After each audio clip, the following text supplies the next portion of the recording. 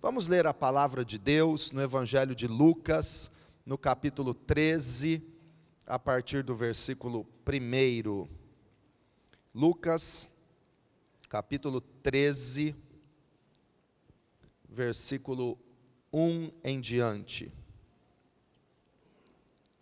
Diz assim: naquela ocasião, alguns dos que estavam presentes contaram a Jesus que Pilatos misturara o sangue de alguns galileus com os sacrifícios deles. Jesus respondeu: vocês pensam que esses galileus eram mais pecadores do que todos os outros, por terem sofrido dessa maneira? Eu lhes digo que não, mas se não se arrependerem, todos vocês também perecerão. Ou vocês pensam que aqueles 18 que morreram quando caiu sobre eles a torre de Siloé eram mais culpados do que todos os outros habitantes de Jerusalém? Eu lhes digo que não, mas se não se arrependerem, todos vocês também perecerão. Senhor meu Deus, pedimos que fale conosco pela Tua palavra, revela-nos a Tua vontade, o Teu querer, e faça em nós aquilo que é do Teu propósito, Pai. Nos entregamos em Tuas mãos, Te agradecemos, pedimos sabedoria e revelação nesta noite, e pedimos que o Senhor abençoe a Tua igreja aqui reunida, todos os propósitos deste projeto de vida no altar, nós consagramos ao Senhor, Pai, e nos submetemos à Tua vontade, e pedimos, Espírito Santo, venha agir, venha operar de forma sobrenatural na vida de cada um de nós, e em toda a Tua igreja, para que o Senhor seja glorificado. Pai, oramos em nome de Jesus, amém, graças a Deus, glória a Jesus. Irmãos, um dos maiores problemas para entendermos a bondade de Deus acontece nos momentos de dor e de dificuldade que nós passamos. Um dos grandes escritores e pastores do passado, C.S. Lewis, dizia: o problema da dor é a arma mais poderosa do ateísmo contra a fé cristã. Falar que Deus é bom e celebrar a bondade do Senhor quando as coisas vão bem é maravilhoso. Agora, falar da bondade de Deus, viver a bondade de Deus, quando coisas difíceis acontecem na nossa vida, é difícil.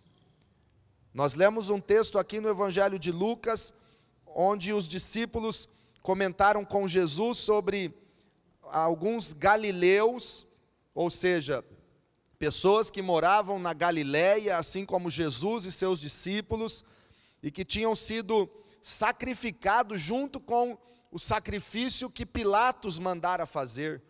O sangue desses galileus misturados com os sacrifícios que Pilatos havia realizado. E falaram a respeito disso para Jesus.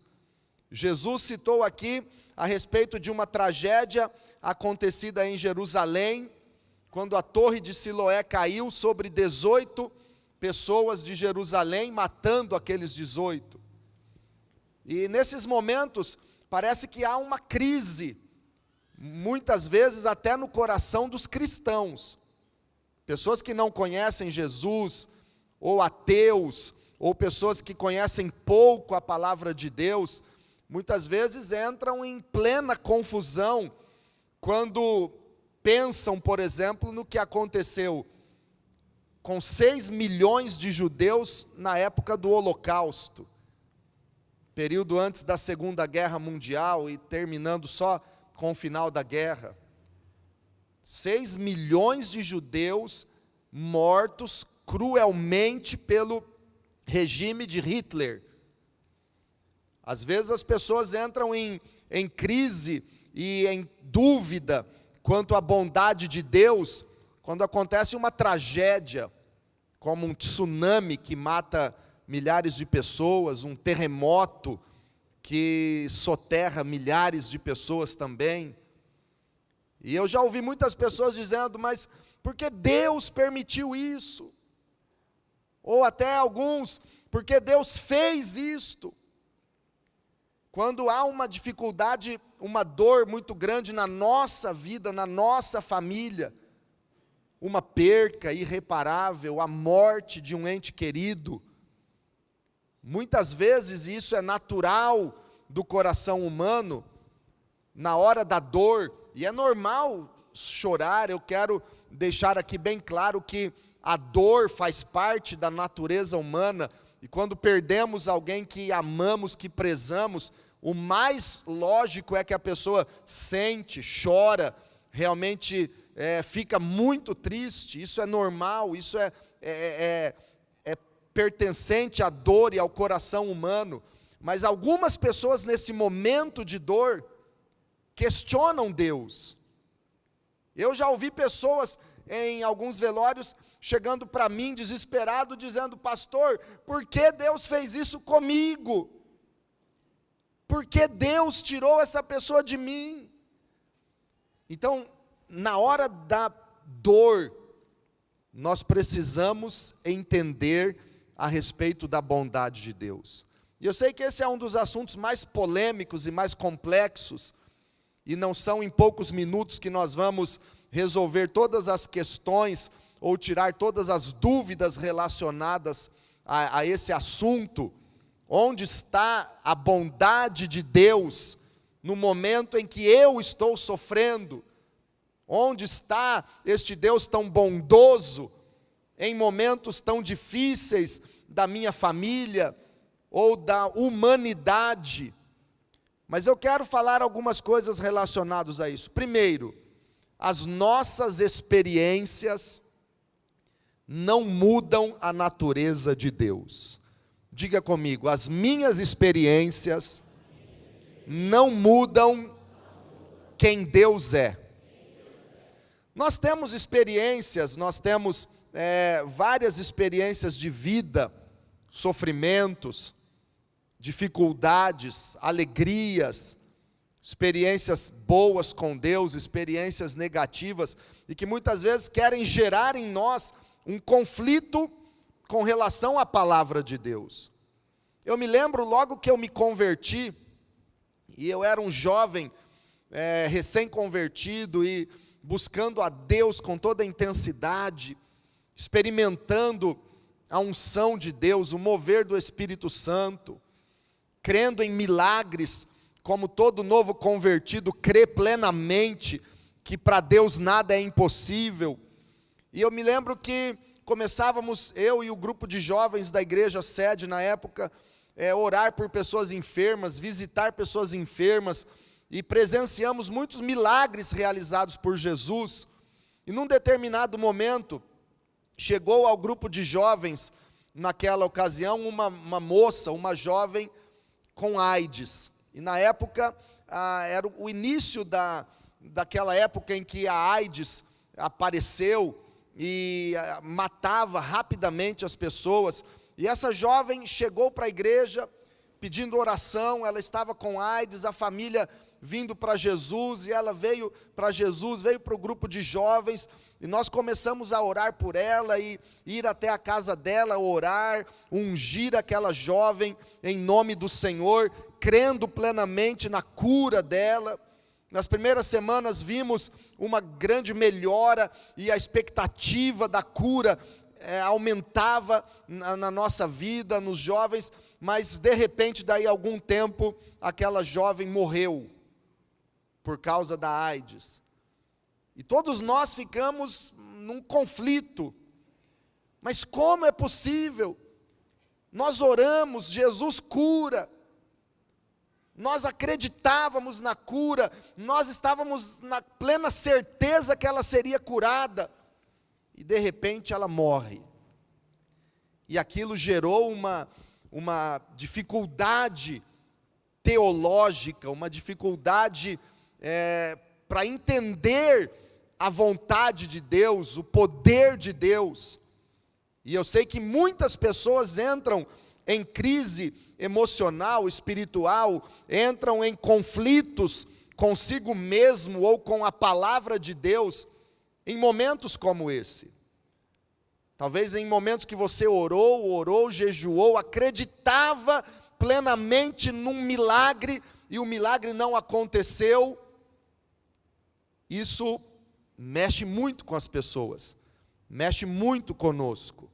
Então essas nossas experiências, muitas delas negativas, às vezes criam até uma barreira entre a pessoa e Deus. Mas por que Deus fez isso comigo? E alguns nesse momento se fecham, e por crerem no poder de Deus, na grandeza de Deus, na soberania de Deus, continuam obedecendo o Senhor, reconhecendo que Ele é o Senhor da sua vida, mas muitas vezes aquilo cria uma barreira entre a pessoa e Deus, no seu relacionamento com Ele. Já não é mais aquele relacionamento prazeroso, já não é mais aquela intimidade com um Deus que a pessoa acha que é tão bom, mas sim acaba se tornando apenas um dever religioso de ir à igreja, de servir a Deus, e alguns chegam a ficar até magoados com Deus. Infelizmente, irmãos, existem muitos cristãos chateados, magoados com Deus, questionando ou em dúvida onde estava Deus e toda a sua bondade num momento como este. Eu quero fazer você se lembrar de João Batista agora. Quem já ouviu falar de João Batista? Aquele que batizou Jesus nas águas do Rio Jordão. Já ouviu falar de João Batista? Quando Jesus estava chegando para ser batizado por João Batista, e muitos perguntavam para ele: você é o Messias? Ele dizia: não, eu sou aquele que foi enviado para preparar o caminho para o Messias. Eu fui enviado para preparar o caminho do Senhor. Endireitai as vossas veredas, façam caminhos retos, arrependam-se, raça de víboras. João era pregador do arrependimento para preparar o caminho para Jesus. De repente ele viu Jesus se aproximando, e ele viu o Espírito Santo sobre Jesus, e ele declarou: eis o Cordeiro de Deus que tira o pecado do mundo. Jesus entrou nas águas do Jordão.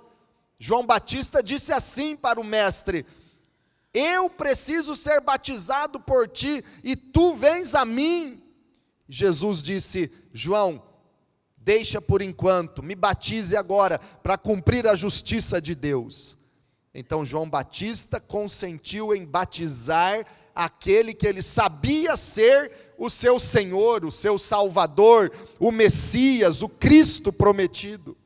Então João Batista batizou Jesus, reconhecendo que Jesus é o Senhor de todos. João Batista testemunhava a respeito de Jesus. Mas um belo dia João Batista foi preso e ficou no cárcere por um bom tempo. E no cárcere ele não via as obras de Deus, mas ele via o que Deus não estava fazendo por ele. Ele estava sofrendo, não era fácil ele ficar encarcerado, preso. Então o que é que João Batista via na sua vida naquele momento? Sofrimento, e Deus, a quem ele tanto serviu, não o livrava da prisão. Então o que João observava? O que Deus não estava fazendo. E muitas vezes é isso que nos perturba, o questionamento a respeito do que Deus não está fazendo na nossa vida. João Batista estava aprisionado e focado no que Deus não estava fazendo, porque Deus não estava libertando ele da cadeia. Então começou a gerar dúvida no coração do profeta que batizou Jesus, dizendo: ele é o Cordeiro de Deus que tira o pecado do mundo. E João Batista começou a ficar em crise, começou a ficar em dúvidas com relação a Jesus. E o que ele fez? Você conhece a Bíblia, dizendo que ele enviou seus discípulos até Jesus para perguntar para Jesus o seguinte: mestre, João Batista está lá na cadeia perguntando: és tu aquele que deveria vir, ou nós temos que esperar outro? Olha a dúvida agora na mente e no coração de João Batista. Ele que era o precursor de Jesus, ele que pregou a respeito de Jesus, ele que anunciou Jesus, ele que preparou o caminho do Senhor, ele que batizou Jesus, agora estava em dúvida. Por quê? Porque na hora da dor, ele só olhava para o que Deus não tinha feito por ele. Meu irmão, minha irmã, cuidado com esse pensamento que fica martelando e martirizando você com relação ao que Deus não fez ou não está fazendo na tua vida. Cuidado. Quando os discípulos perguntaram isso para Jesus, Jesus não deu uma resposta para eles. Jesus curou os enfermos, expulsou demônios de alguns, pregou o evangelho para os pobres, salvou pessoas. Aí chamou os discípulos de João Batista e disse: agora voltem a João e digam para ele o que vocês viram e ouviram. Reforcem a memória de João. Falem para ele o que Deus está fazendo. Indiretamente Jesus estava dizendo: falem para João não olhar para o que Deus não está fazendo por ele, mas olhar, pensar e acreditar naquilo que Jesus, naquilo que Deus está realizando na terra. É isso que Deus nos fala na hora da dor. Irmãos, entender todos os caminhos de Deus, tudo que Deus vai fazer ou não vai fazer, isso não cabe a nós. Eu gosto muito de Deuteronômio 29, porque a Bíblia diz: as coisas encobertas são do Senhor. As coisas que não foram reveladas a nós, ou que nós não entendemos sobre Deus, pertence a Ele. Mas as coisas reveladas, o que nós sabemos, o que nós vemos, o que nós conhecemos, pertence a nós para colocar em prática, para obedecer, para fazer o que Ele está mandando fazer. Então, na hora da dor, não fique olhando para o que Deus não está fazendo ou para aquilo que Ele não fez. Olhe para aquilo que Jesus está fazendo. Então, as nossas experiências não mudam a natureza de Deus, as nossas experiências não mudam a verdade de Deus, as nossas experiências não mudam o mandamento de Deus. Não foi porque num momento da minha vida eu orei por uma jovem e ela não foi curada, que esta experiência minha vai mudar o mandamento de Deus e o propósito de Deus em curar os enfermos em nome do Senhor Jesus. A palavra é a verdade e Jesus Cristo é o mesmo ontem, hoje e eternamente, igreja. Diga comigo, pode aplaudir o Senhor? Glória a Deus. Aleluia. Diga comigo, as minhas experiências não mudam a verdade de Deus. Agora, o problema que isso cria é que muitas vezes as nossas experiências geram em nós argumentos e desculpas com relação a algumas coisas de Deus. Muitas vezes nós criamos ou aceitamos doutrinas para explicar a nossa fraqueza, os nossos fracassos e a nossa fé anêmica. Eu pergunto para você, quem falhou no caso daquela jovem? Foi Jesus ou foi a nossa fé anêmica? Deus não falha. Deus é poderoso.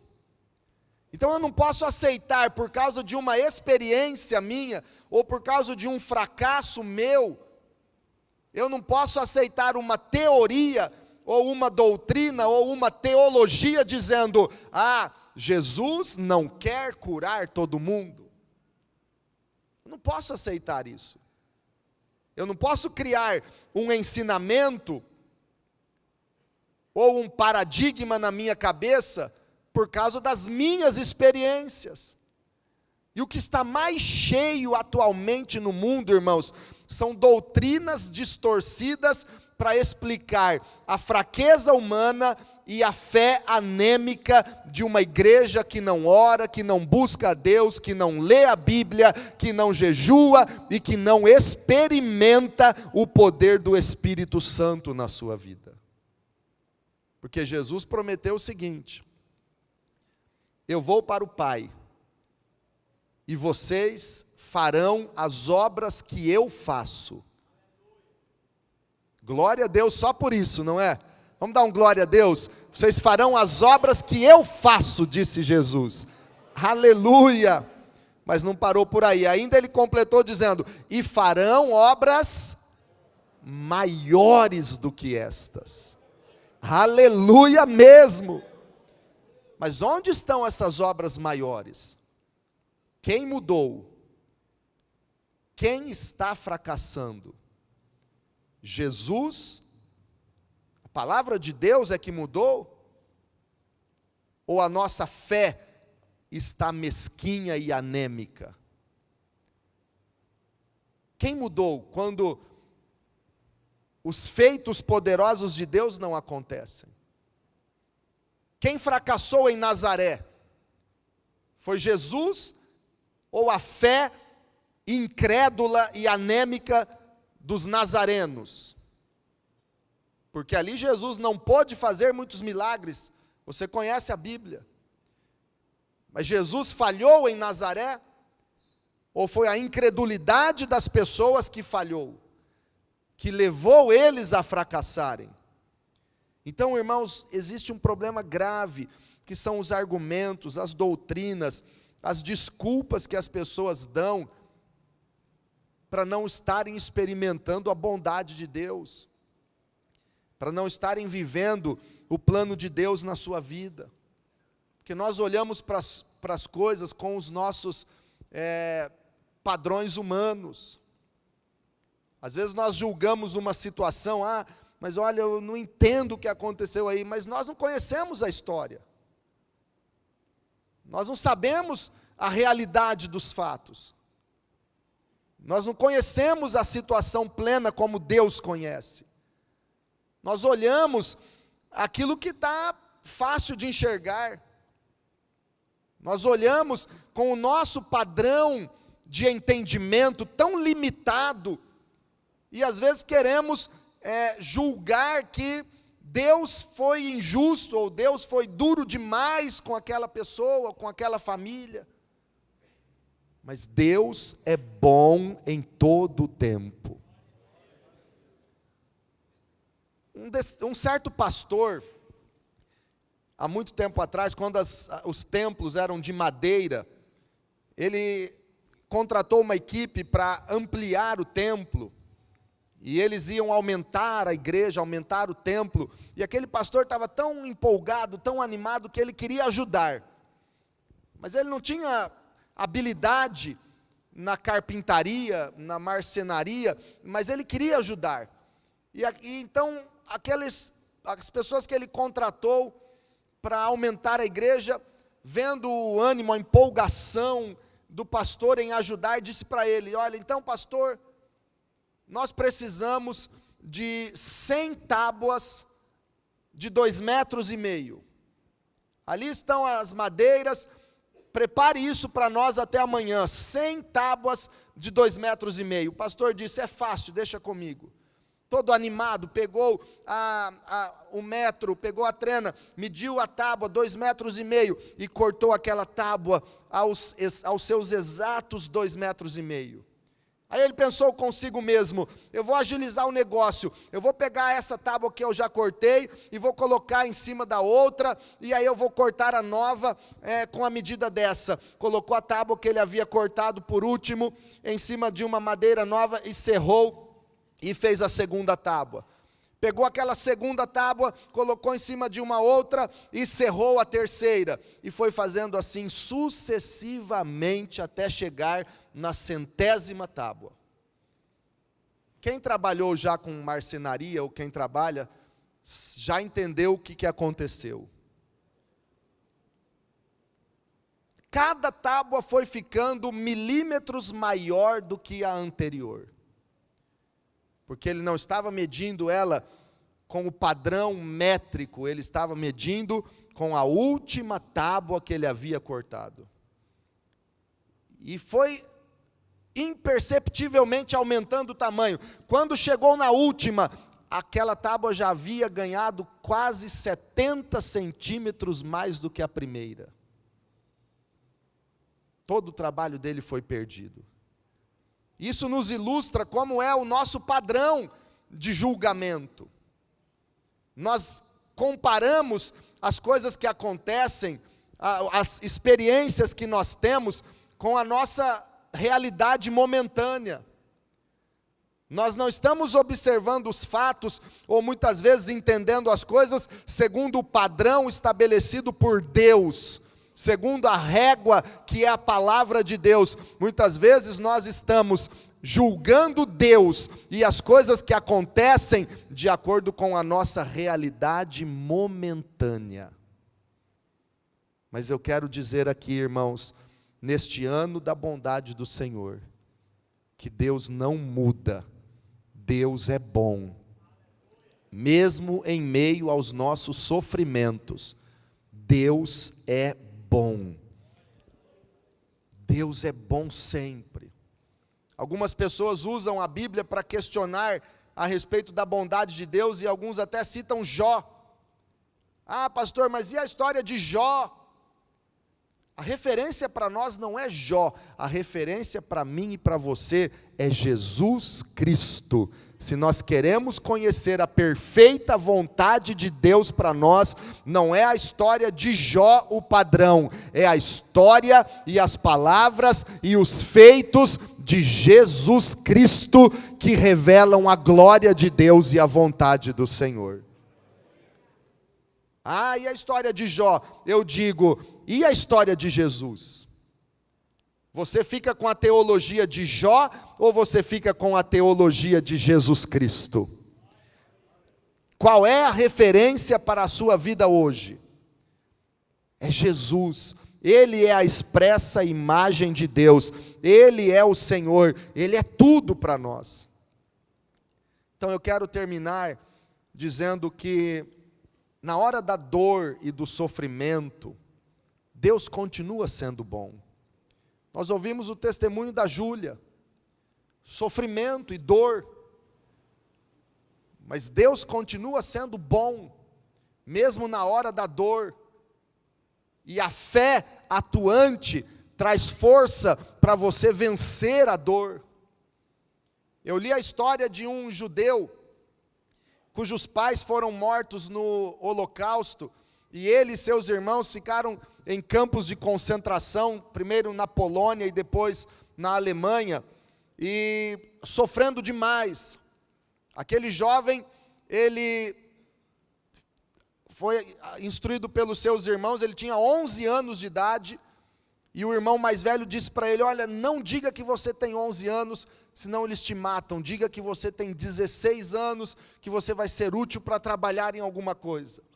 Então ele e os seus irmãos diziam que tinham 16 anos, e ficaram em campos de concentração, e sofreram, e perderam os pais, mas todo dia, aquele menino, ele ia próximo da cerca daquele campo de concentração, e do lado de lá havia uma menina da mesma idade dele, que levava diariamente para ele uma maçã ou pães, e aquilo saciava a fome daquele garoto. Isso aconteceu por vários meses, todos os dias. A menina com cabelo cacheado e olhos claros vinha e trazia-lhe uma maçã, um pão, e aquilo fez com que aquele rapaz sobrevivesse no campo de concentração. E depois, quando a guerra terminou e os que ainda estavam vivos foram liberados dos campos de concentração, ele sobreviveu, foi morar nos Estados Unidos, em Nova York, e um dia, casualmente, um amigo seu marcou um encontro e levou uma amiga, e neste encontro estavam conversando, aquela amiga do seu melhor amigo disse: olha, eu e minha família, que também somos judeus, ficamos durante a guerra escondidos numa fazenda, próximos de Berlim, perto de um campo de concentração. E aquela história então começou a acender o coração daquele agora já homem. E a moça continuou dizendo: e todos os dias eu ia até junto à cerca daquele campo de concentração e levava maçã para um rapaz. E aí o coração dele começou a queimar, porque nunca mais ele tinha visto e nem sabia quem era aquela menina da maçã. E ela continuou dizendo: eu levava todos os dias comida para ele e uma maçã. Então agora o rapaz perguntou: e como era a aparência dele? Ele era magro e faminto, e agarrava aquilo e comia igual um esfomeado. E aí no final da história, da conversa, ele disse para ela: e no último dia que você levou a maçã, ele disse para você: não traga mais, porque nós vamos sair daqui. Ela disse: sim. E naquele momento ele falou: eu era aquele menino. E pediu ela em casamento. E casou-se com ela. E constituíram uma família. Porque na hora do sofrimento, Deus está revelando a sua bondade para as pessoas que Ele quer operar e que Ele tem propósitos. Então tenha certeza que mesmo em meio às maiores dificuldades que você possa passar, Deus vai estar com você, dando alívio e mostrando a sua bondade e mostrando o seu poder. Creia. E eu quero encerrar lendo com você Romanos no capítulo 12 e dizer que para experimentarmos essa bondade do Senhor, fica de pé, irmãos, vamos ler juntos. Para experimentarmos a bondade do Senhor, nós precisamos abrir o nosso coração e renovar a nossa mente. Quantos querem nesse ano experimentar a bondade de Deus na sua vida? Olha o que diz Romanos 12, 2. Não se amoldem ao padrão deste mundo, mas transformem-se pela renovação da sua mente, para que sejam capazes de experimentar e comprovar a boa, agradável e perfeita vontade de Deus. Deus é bom e sua vontade é boa, agradável e perfeita. Mas veja o que a Bíblia diz: somente quando nós renovamos a nossa mente, nós somos capazes de experimentar e de provar esta boa, agradável e perfeita vontade de Deus. Porque qual é o problema? Quando a nossa mente não é renovada, um monte de doutrinas distorcidas e ensinamentos contrários ao amor e à bondade de Deus invadem a nossa mente, o nosso coração. Quando a nossa mente não é renovada, a incredulidade domina os nossos pensamentos. Quando a nossa mente não é renovada, a nossa fé se torna anêmica. As fraquezas dominam. os maus pensamentos dominam, a dúvida, o medo domina. Então muitas vezes as pessoas não experimentam essa bondade tão grande de Deus, não porque Deus não quer ou porque Deus é mau, mas porque a sua mente não está renovada. É necessário renovar a mente. Pastor, mas de que maneira? Orando, lendo a palavra, buscando a Deus. Hoje as pessoas passam horas e horas numa rede social, mas não passam minutos na presença de Deus. Hoje as pessoas acreditam e se submetem a tantas coisas, leem tantas coisas, ouvem tantas coisas, mas não dão ouvidos, não são apaixonados pela palavra que pode transformar sua vida, que é a palavra de Deus. Onde é que está o erro? Está em Deus ou está em nós? Existe uma falta de bondade ou de boa vontade de Deus, ou existe uma negligência nos cristãos em comprovar e experimentar a boa, agradável e perfeita vontade de Deus? Onde é que está o erro?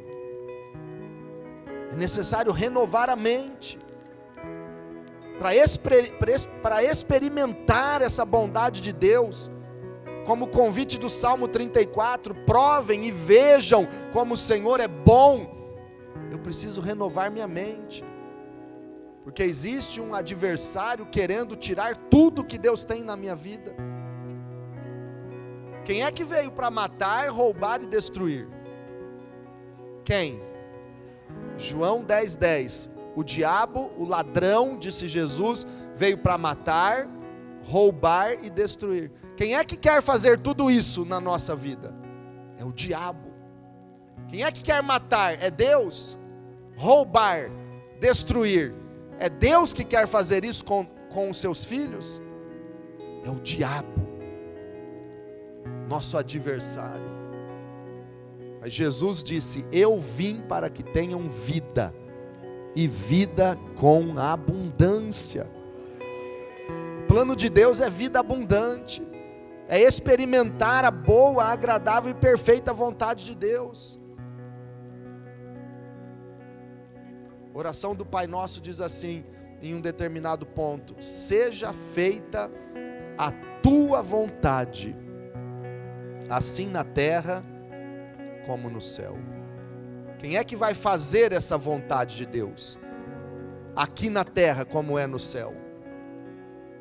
É Ele que vai fazer? Ou Ele espera que eu e você façamos? Seja feita a tua vontade, não é assim: Pai, venha fazer a tua vontade. Não, é: Senhor, eu vou fazer aqui na terra o que eu sei que é a tua vontade. Seja feita por quem? Por mim e por você. Mateus capítulo 21, Jesus falou sobre dois filhos. Veja comigo o versículo 31. Mateus 21, 31. Qual dos dois fez a vontade do Pai? O primeiro, responderam eles. Jesus lhes disse: digo-lhes a verdade, os publicanos e as prostitutas estão entrando antes de vocês no reino de Deus. Por quê? Porque o outro filho, o primeiro disse, o pai disse para ele: filho, vai trabalhar na minha vinha hoje. Ele respondeu: não quero, mas depois mudou de ideia e foi. O pai chegou para o outro filho e disse a mesma coisa. Ele respondeu: sim, Senhor, mas ele não foi. Qual fez a vontade do pai? Aquele que fez o que o Pai mandou fazer. Seja feita a tua vontade, Senhor, na minha casa, na minha família. Quem vai fazer essa vontade de Deus? Quem vai fazer a vontade de Deus esse ano? Quem vai fazer a vontade de Deus? Lucas 12:47 diz assim: Aleluia. Lucas 12, 47. Aquele servo que conhece a vontade do seu Senhor e não prepara o que ele deseja, nem o realiza, receberá muitos açoites. Conhece a vontade do seu Senhor e não faz. Seja feita a tua vontade aqui na terra, assim na terra como no céu. Seja feita pela igreja. Vontade de Deus é salvar o mundo inteiro, mas esse papel tem que ser desempenhado pela igreja. Ide por todo o mundo, preguem o evangelho a toda criatura, ide e fazei discípulos de todos os povos. Você pode se comprometer a fazer a vontade de Deus? Levante a sua mão, ore comigo e diga: Senhor meu Deus, a partir de hoje, eu desejo que seja feita a tua vontade, aqui na terra, em minha família, em meu trabalho, em minha cidade, como é no céu. E tudo que eu sei que é a tua vontade, eu farei, eu vou fazer a vontade do Senhor, aqui na terra, todos os dias da minha vida, em nome de Jesus, amém, aleluia. Irmãos, eu sinto a direção do Espírito Santo de orar por pessoas que por uma dor, por um sofrimento, entraram em conflito com relação à bondade de Deus.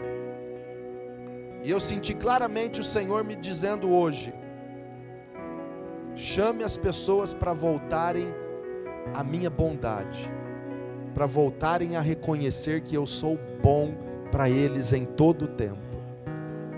Deus está chamando você para fazer as pazes com Ele, com relação a qualquer conflito, crise, dúvida, ressentimento que possa ter ficado, devido a experiências dolorosas que você teve.